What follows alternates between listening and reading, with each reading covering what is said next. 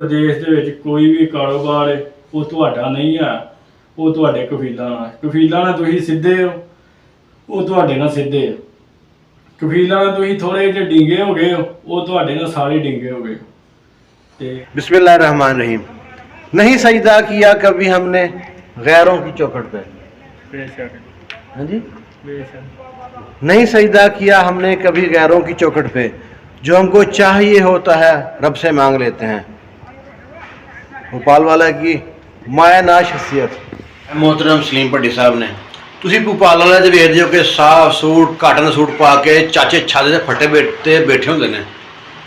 ਉਹਦੇ ਪਿੱਛੇ ਜਿਹੜੀ ਮਿਹਨਤ ਹੈ ਤੁਹਾਨੂੰ ਨਜ਼ਰ ਨਹੀਂ ਆਉਂਦੀ।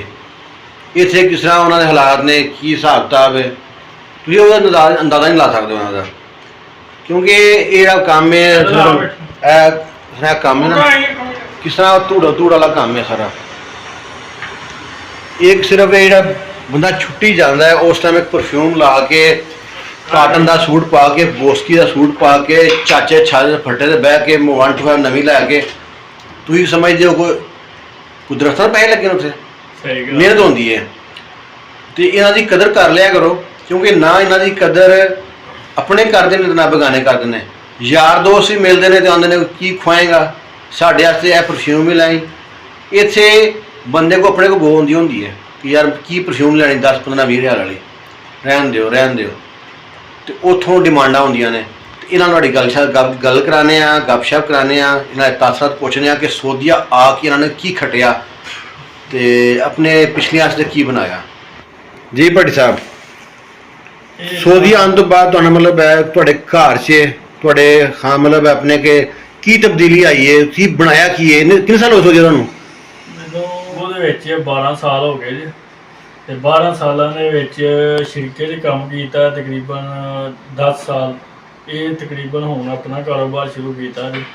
ਬਸ ਭਰਾਵਾਂ ਦੀ ਦੁਆ ਹੈ ਕਿ ਦੁਆ ਕਰਿਓ ਕਿ ਇਨਸ਼ਾਅੱਲਾ ਕਾਮਯਾਬ ਹੋਈਏ। ਬਾਕੀ ਅੱਲਾਹ ਪਾਕ ਦਾ ਸ਼ੁਕਰ ਹੈ, ਉਸ ਅੱਲਾਹ ਪਾਕ ਨੇ ਮਾਂ ਪਿਓ ਦੀਆਂ ਦੁਆਵਾਂ ਨਾਲ, ਭੈਣ ਭਰਾਵਾਂ ਦੀ ਦੁਆਵਾਂ ਨਾਲ ਜਿੰਨਾ ਵੀ ਕਰੀਏ ਥੋੜ੍ਹਾ ਸਭ ਕੁਛ ਅੱਲਾਹ ਨੇ ਦਿੱਤਾ ਹੈ। ਬਸ ਇਹ ਵੇ ਕਿ ਕਾਰੋਬਾਰ ਕੋਈ ਵੀ ਆਪਣਾ ਵੇ ਉਹਦੇ 'ਚ ਮਿਹਨਤ ਤੁਸੀਂ ਕਰੋਗੇ ਫਲ ਅੱਲਾਹ ਦੇਗਾ। ਅੱਗੇ ਬਗਾਨੀ ਨੌਕਰੀ ਕਰੀਦੀ ਸੀ ਤੇ ਪਤਾ ਨਹੀਂ ਹੁੰਦਾ ਹੁਣ ਨਿਕਲਣਾ ਕੰਮ ਤੇ ਕਿਹੜੇ ਲਿਆਉਣਾ। ਮੈਂ ਜਦੋਂ ਦਾ ਆਪਣਾ ਕੰਮ ਸ਼ੁਰੂ ਕੀਤਾ ਹੋਵੇ ਅੱਲਾਹ ਦਾ ਸ਼ੁਕਰ ਹੈ ਨਾ। ਤੁਹਾਡਾ ਕਾਰੋਬਾਰ ਕੀ ਕੰਮ ਕੀ ਹੈ? ਸਾਡਾ ਸਾਰਾ ਕਾਰੋਬਾਰ ਜੇ ਕੰਮ ਜੇ ਇਹਦੇ ਵਿੱਚ ਤਕਰੀਬਨ ਕਲਰ ਇਹ ਸਾਰੇ ਇਹਨਾਂ ਵਿੱਚੋਂ ਜਿਹੜਾ ਕਲਰ ਪਸੰਦ ਕਰਦੇ ਇਹਦੇ ਵਿੱਚ ਅਸੀਂ ਮਸਲੇ ਬਣਾਉਂਦੇ ਹਾਂ। ਫਿਰ ਕਾਊਂਟਰ ਜਿਹੜੇ ਮੋਲਾਂ ਦੇ ਵਿੱਚ ਲੱਗਦੇ ਆ, ਸਿਟੀ ਮੈਕਸ ਹੋ ਗਿਆ, ਅੱਗੇ ਪਿੱਛੇ ਜਿਹੜੇ ਹੋ ਗਏ ਉਹਨਾਂ ਦੇ ਵਿੱਚ ਕਾਊਂਟਰ ਲੱਗਦੇ ਆ। ਫਿਰ ਰੁਖਾਮ ਮਤਬਕ ਲੱਗਦਾ ਤਿਆਰ ਕੀਤੇ ਨੇ। ਇਹ ਰੁਖਾਮ ਤਿਆਰ ਹੋਇਆ ਵੀ ਸੋਧੀ ਜਿਸ ਟਾਈਮ ਫੋਨ ਕਰੇਗਾ ਤੇ ਫਿਰ ਉਸ ਟਾਈਮ ਜਾਵਾਂਗੇ ਲੈ ਕੇ।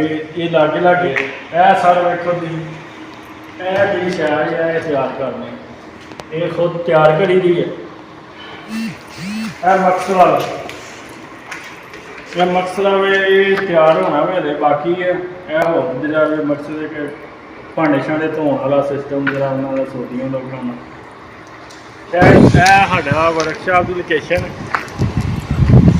ਸਮਾਂ ਹਦੀਸਾ ਰਫਾਮ। ਕੀ ਨਾਮ ਹੈ? ਸਮਾਂ ਹਦੀਸਾ ਰਫਾਮ। ਸਮਾਂ ਹਦੀਸਾ। ਇਹ ਸਾਰੇ ਸਾਡੇ ਦਸਕੇ ਦੇ ਆ। ਅੱਛਾ ਇਹ ਬਿਸਕਿਟ ਨੇ। ਇਹ ਸਾਡੇ ਉਸਤਾਦ ਵੀ ਹੈ ਤੇ ਇਹਨਾਂ ਦਾ ਨਾਮ ਲਿਆ ਜੀ ਉਸਤਾਦ ਮੁਹਤਰਮ ਕੀ ਹਾਲ ਹੈ? ਅਲਹਮਦੁਲਿल्लाह। ਆਪਣਾ ਨਾਮ ਦੱਸੋ ਕੀ ਹੋ?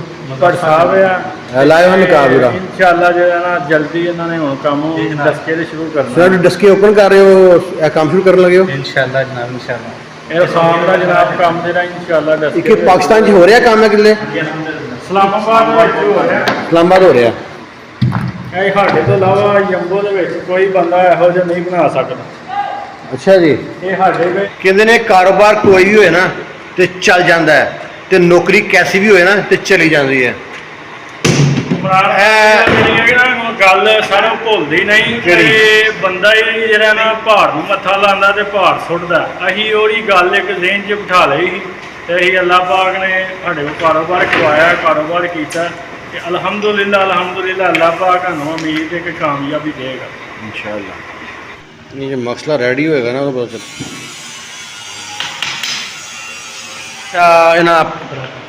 ਭੱਟੀ ਸਾਹਿਬ ਨੂੰ ਪੁੱਛਨੇ ਆ ਕਿ ਅਗਰ ਪਾਕਿਸਤਾਨ 'ਚ ਇਹ ਬੰਦੇ ਨੇ ਕੰਮ ਸ਼ੁਰੂ ਕਰਨਾ ਹੋਏ ਤੇ ਕਿੰਨਾ ਕੁ ਖਰਚਾ ਹੋਏਗਾ। ਭੱਟੀ ਸਾਹਿਬ ਇਹ ਦੱਸੋ ਨਾ ਕਿ ਅਗਰ ਪਾਕਿਸਤਾਨ 'ਚ ਕਾਰੋਬਾਰ ਇਹ ਕਰਨਾ ਹੋਏ ਤੇ ਕਾਮਯਾਬ ਹੈ ਤੇ ਕਿੰਨਾ ਖਰਚਾ ਹੈ। अल्हम्दुलिल्लाह जी ये कामयाब है 40 लाख रुपया है कारोबार उसका। ਅੱਛਾ, ਇਹ 'ਚ ਤੁਸੀਂ ਕਿਚਨ ਦੇ ਵਾਸ਼ ਬੇਸ਼ਨ, ਸਿੰਕ, ਕਾਊਂਟਰ ਤੇ ਜਿਹੜਾ ਕੈਬਨਟ ਉਹਦੇ ਵੀ ਨਾਲ ਸਭ ਲੱਗਦਾ ਹੈ।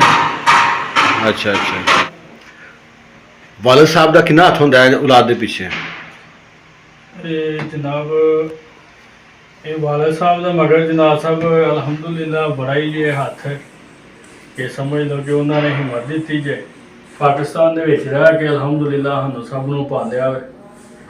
ਸਾਡੇ ਤਾਇਆ ਆਬੂ ਸਾਹਿਬ ਅਜ਼ੀਜ਼ ਭੱਟੀ ਸਾਹਿਬ, ਉਹਨਾਂ ਦੇ ਭਾਈ ਵਾਲਦ ਸਾਹਿਬ ਮੇਰੇ ਨਦੀਮ ਭੱਟੀ ਸਾਹਿਬ, ਉਸ ਤੋਂ ਛੋਟੇ ਜਿਹੜੇ ਆ ਮਾਸਟਰ ਅਜ਼ੀਮ ਸਾਹਿਬ, ਉਸ ਤੋਂ ਛੋਟੇ ਆ ਅਮੀਨ ਭੱਟੀ ਸਾਹਿਬ ਤੇ ਨਾਂ ਹੈ ਤੁਹਾਡੇ ਵਾਲਦ ਸਾਹਿਬ ਕੰਮ ਕਰਦੇ ਨੇ ਹੁਣ ਕਿ ਛੱਡਦਾ। ਨਹੀਂ, ਵਾਲਦ ਸਾਹਿਬ ਨੂੰ ਤਕਰੀਬਨ 10-12 ਸਾਲ ਹੋ ਗਏ ਆ ਕੰਮ ਛਡਾ ਦਿੱਤਾ। ਅਲਹਮਦੁਲਿਲਾ ਉਹਨਾਂ ਮਿਹਨਤ ਨਹੀਂ ਜੀ ਕੀਤੀ ਹੈ, ਹੁਣ ਸਾਡਾ ਹੱਕ ਬਣਦਾ ਉਹਨਾਂ ਨੂੰ ਖਵਾਉਣ ਪਿਆਉਣ ਦਾ, ਬਿਠਾਉਣ ਦਾ, ਬੈਗ ਖਵਾਉਣ ਲਈ ਬੈਗ ਅਲਹਮਦੁਲਿਲਾ ਉਹ ਤਲੀ ਤਾਂ ਨਹੀਂ ਕਰਨੀ ਪੈਂਦੀ। ਅਲਹਮਦੁਲਿਲਾ ਜੀ ਉਹਨਾਂ ਦੀ ਕਹਿਣ ਤੋਂ ਬਗੈਰ ਹੀ ਅਲਹਮਦੁਲਿਲਾ ਉਹਨਾਂ ਅਸੀਂ ਘਾਲਨੇ ਆ। ਤੇ ਕਦੀ ਨਹੀਂ ਵਾਲਦ ਸਾਹਿਬ ਕੋ ਹੁੰਦਾ ਵੀ ਕੋਈ ਹਿਸਾਬ ਕਿਤਾਬ ਹੁੰਦਾ, ਕਦੀ ਨਹੀਂ। ਜੋ ਕਮਾਇਆ ਵਾਲਦ ਸਾਹਿਬ ਨੂੰ ਦਿੱਤਾ ਅਲਹਮਦੁਲਿਲਾ, ਉਹਨਾਂ ਨੇ ਜੋ ਕਰਨਾ ਵੇ ਉਹਦੇ ਤੇ ਆਮੀਨ। ਤੇ ਬਾਕੀ ਛੋਟੇ ਭਾਈ ਹੈ ਮੇਰੇ ਬਾਬੂ ਭੱਟੀ ਸਾਹਿਬ, ਤੇ ਉਹਨੇ ਮੇਰੇ ਨਾਲ ਬੜਾ ਸਾਥ ਦਿੱਤਾ ਵੇ। ਤੇ ਇਨਸ਼ਾਅੱਲਾ ਜਿਹੜਾ ਹੁਣ ਉਹਨੂੰ ਜਲਦੀ ਪਾਕਿਸਤਾਨ ਘੱਲਾਂਗੇ, ਉਹਦੀ ਦੁਆ ਸ਼ੁਆ ਕਰਿਓ। ਵੇਖਦੇ ਪਏ ਆ ਅਸੀਂ ਕੋਈ ਸ਼ਾਦੀ ਕਰਨੀ ਹੋਣ ਜਲਦੀ ਤੋਂ ਜਲਦੀ, ਉਹਦੀ ਤੁਸੀਂ ਲੱਖਾਂ ਦਾ ਵੀ ਕੰਮ ਕਰ ਲਓ ਤੇ ਸਮਝ ਲਓ ਕਿ ਤੁਹਾਡਾ ਨਹੀਂ, ਤੁਹਾਡੇ ਕਬੀਲਾਂ ਦਾ। ਅਸੀਂ ਅਲਹਮਦੁਲਿਲਾ ਕਾਰੋਬਾਰ ਸਟਾਰਟ ਕੀਤਾ ਵਾ, 1 ਸਾਲ ਹੋ ਗਿਆ। ਤਕਰੀਬਨ 1.5 ਲੱਖ ਰਿਆਲ ਦੇ ਅਸੀਂ ਸਮਝ ਲਓ ਕਿ ਲਾਇਆ ਵਰਕਸ਼ਾਪ ਦੇ ਵਿੱਚ, ਤੇ ਬਕਾਇਦਾ 1 ਸਾਲ ਹੋ ਗਿਆ ਕਿ ਹੁਣ ਆ ਕੇ ਜਿਹੜਾ ਸਾਨੂੰ ਪਤਾ ਲੱਗਣ ਲੱਗਾ ਕਿ ਕਾਰੋਬਾਰ ਕਿਹਨੂੰ ਆਉਂਦੇ ਆ। ਸਮਝ ਲਓ ਕਿ 10 ਸਾਲ ਜਿਹੜਾ ਪਹਿਲੇ ਕੰਮ ਕੀਤਾ ਨਾ, ਉਹ 1.5 ਸਾਲ ਉਹ 10 ਸਾਲਾਂ ਦੇ ਬਰਾਬਰ ਹੋ ਰਿਹਾ ਨਜ਼ਰ ਆ ਰਿਹਾ ਨੂੰ। ਤੇ ਬਾਕੀ ਕਾਰੋਬਾਰ ਕੋਈ ਵੀ ਤੁਸੀਂ ਦੁਨੀਆ ਦੇ ਕਰ ਲਓਗੇ, ਚਾਹੇ ਛਾਪੜ ਦਾ ਕਰ ਲਓ, ਚਾਹੇ ਗੱਤੇ ਦਾ ਕਰ ਲਓ, ਚਾਹੇ ਜੁੱਤੀ ਦਾ ਕਰ ਲਓ, ਕੋਈ ਵੀ ਕਰ ਲਓਗੇ, ਉਹ ਕਾਮਯਾਬੀ ਅੱਲਾਹ ਪਾਕ ਜ਼ਰੂਰ ਦਿੰਦਾ।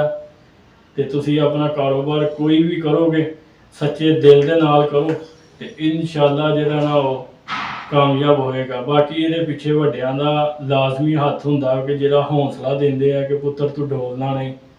ਤੇ ਜਿਨ੍ਹਾਂ ਦੇ ਵਾਲਦ ਸਾਹਿਬ ਹੈ ਉਹਨਾਂ ਦੀ ਸਮਝ ਲਓ ਕਿ ਤੁਸੀਂ ਆਪਣੇ ਪੈਰ ਫੜ ਲਓ ਉਹਨਾਂ ਦੇ, ਉਹਨਾਂ ਕੋਲ ਦੁਆ ਕਰਾਓ।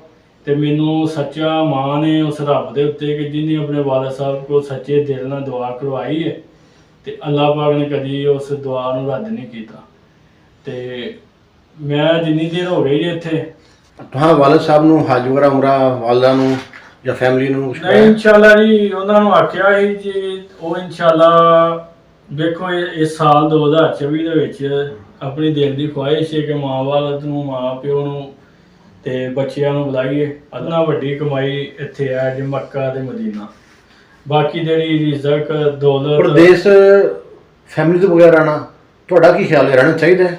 ਪ੍ਰਦੇਸ਼ ਰਹਿਣਾ ਤੇ ਬੜਾ ਔਖਾ ਹੁੰਦਾ ਹੈ। ਬਾਕੀ ਜਿਹੜਾ ਵੇ ਸਿਸਟਮ ਹੈ ਵੇ ਕਿ ਵੇਖਣਾ ਪੈਂਦਾ ਫਿਰ ਪਿੱਛੇ ਵੀ ਸਭ ਆ, ਜ਼ਿਆਦਤੀ ਨਹੀਂ ਅਸੀਂ ਉਹ ਤੇ ਸਭ ਜਨਾਬ ਤਾਂ ਤੁਹਾਨੂੰ ਵੀ ਪਤਾ ਵੀ ਤੁਸੀਂ ਵੀ ਸ਼ਾਦੀशुदा ਹੋ ਕਿ ਬੀਵੀ ਬੱਚੇ ਉਹਨਾਂ ਦੇ ਦਿਲ 'ਚ ਖੁਆਇਸ਼ ਹੁੰਦੀ ਹੈ ਕਿ ਉਹਨੂੰ ਬੇਟੀ ਯਾਦ ਆਉਂਦੀ ਹੋਣੀ ਆਪਣੀ।